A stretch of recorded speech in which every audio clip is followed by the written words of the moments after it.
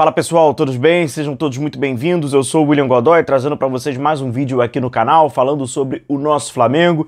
Infelizmente, né, uma notícia muito ruim que acaba envolvendo o Bruno Henrique, né? E cara, olha, lamentável. Sinceramente, eu acho que a palavra do torcedor rubro-negro é de lamentação. É lamentável. Além disso, o Flamengo tem um jogo. O Flamengo tem um jogo muito importante hoje no Maracanã, às 9h30, evidente, estaremos lá no estádio do Maracanã, acompanhando já esse jogo do Flamengo, e você já tem um convite aí de 8h30, estaremos ao vivo para chegar junto no nosso pré, na nossa live pré, e após a partida estaremos também lá no Maraca falando sobre a partida do Flamengo, quem sabe de mais uma vitória. É muito importante essa rodada para o Flamengo, a gente vai falar nesse vídeo no nosso pós, tá? Então já deixa anotado aí na sua agenda pré 8h30, direto do Maracanã, você já vai vendo lá as imagens, aquecimento do Flamengo, e logo após o jogo, vamos falar, quem sabe, aí dessa vitória que é muito importante para o Flamengo vencer o Juventude hoje às 9h30.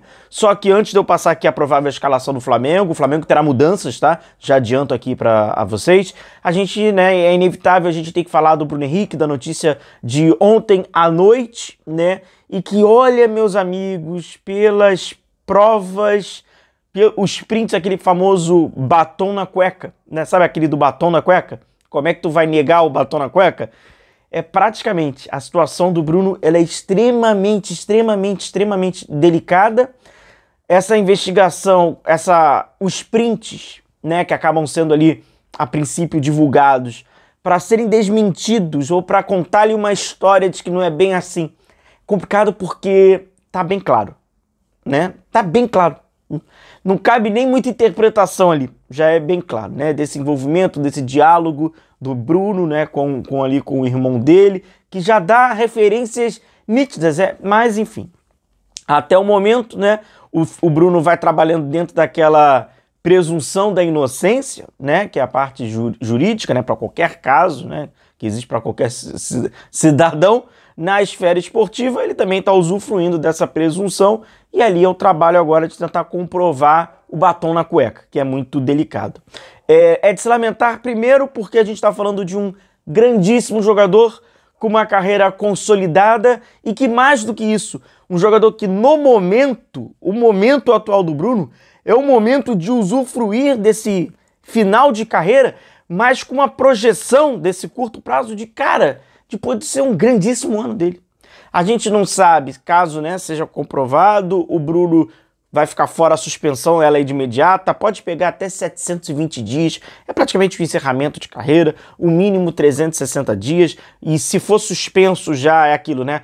360 dias, um exemplo, um ano, mas conforme já vai cumprindo pelas suspensões. Então, péssimo, é um prejuízo esportivo pro atleta, ele é gigantesco.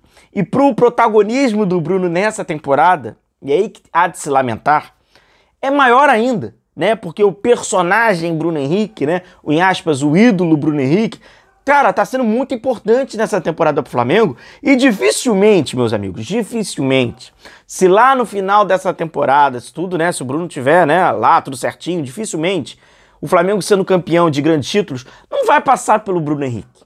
Dificilmente não iria passar pelo Bruno Henrique. Dentro dessa normalidade do jogo, dessa importância que o Bruno tem para o ataque do Flamengo, mesmo agora com o retorno do Pedro, o Bruno vai ter interferência direta e vai ter uma mudança de posicionamento, mas mesmo é um cara muito importante para esse ataque do Flamengo e tem sido muito importante para o ataque do Flamengo. Então seria um ano que, eventualmente, se o Flamengo vencer, o Bruno estaria vencendo individualmente, porque, né, é um cara muito importante.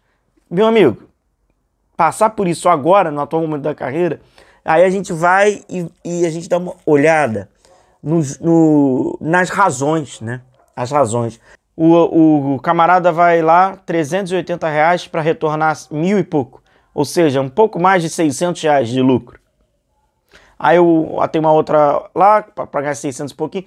É tão pouco, o valor ele é tão irracional, que não vale a pena se indispor e se expor a ninguém ali. Se o irmão dele vai e fala, qual é, irmão? Bruno, final do jogo, não troca a sua camisa não, vou precisar dela porque eu quero levantar 600, 700 reais.